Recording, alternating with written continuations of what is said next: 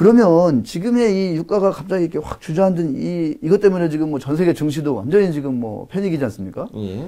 이거는 이 유가 급락으로 인한 이런 그 어떤 저 금융시장 패닉 사태는 그렇게 뭐 오래 가지 않을 수도 있다. 이렇게 좀 볼 수도 있을까요? 저는 그게 오래 가지는 않을 거라고 보고 있습니다.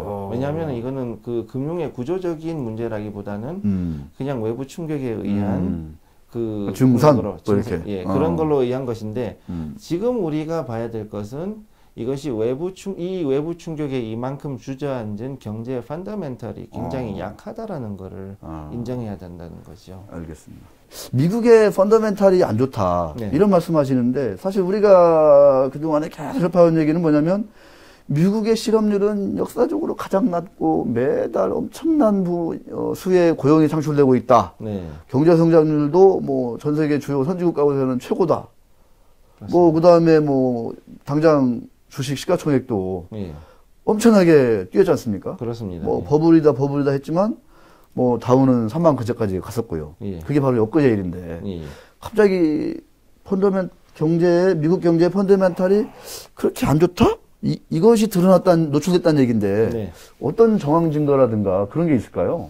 일단은 저는 일단 연준 자료를 우선 기본적으로 들고 싶은데 네. 연준의 기본 자료가 뭐였냐면은 우리가 생각하는 거하고는 영 이상한 방향으로 움직인 게 1년 이상 움직였다라는 겁니다. 첫째가 뭐냐면은 우리가 기본적으로 알고 있는 경제 원리는 실업률이 낮아지면 인플레이션은 올라간답니다. 그렇죠. 그렇죠? 네. 그런데 지금까지 1년 이상 어떤 일이 벌어졌냐면은 실업률은 낮은데 인플레이션도 낮다라는 거예요.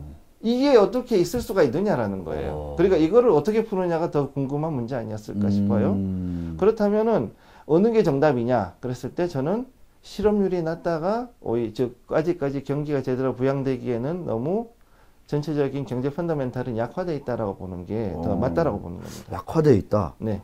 이거를 좀 더 구체적으로 어떻게 우리가 좀 설명을 할 수 있을까요? 쉽게 얘기해서 GDP 규모로 해가지고서 하는 것들은 양적 완화를 통해서 이미 물을 타버렸잖아요. 쉽게 얘기해서. 네. 물을 타버렸기 때문에 유동성이 줄어들었다. 그래서 이걸 가지고 경제 규모를 유지할 수 있었지만 경제 규모라는 것이 뭐냐면은 현금이 투입된 거에 대한 유동률, 회전율이지 않습니까?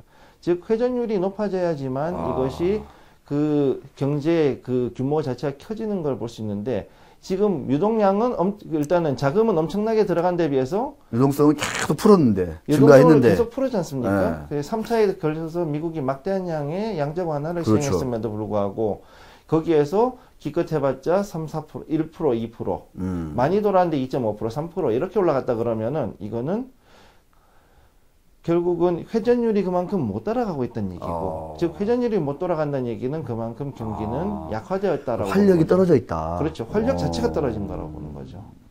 그러니까 겉으로 통계상으로 잡히는 그런 뭐 GDP 숫자라든가 실업률이라든가 고용 숫자, 네. 뭐 제조업 지표, 뭐 이런 것들과 실제로 그 유동성이 투입된 거에 비해서 증가하는 그런 어떤 통화 가치의 증가분이라든가 그렇습니다. 이런 거는 이전처럼 그렇게 건강하지 않다. 아직까지 거기까지는 못 액티브하지 않다. 예. 네, 뭐 이런 말씀을 하시네요. 네.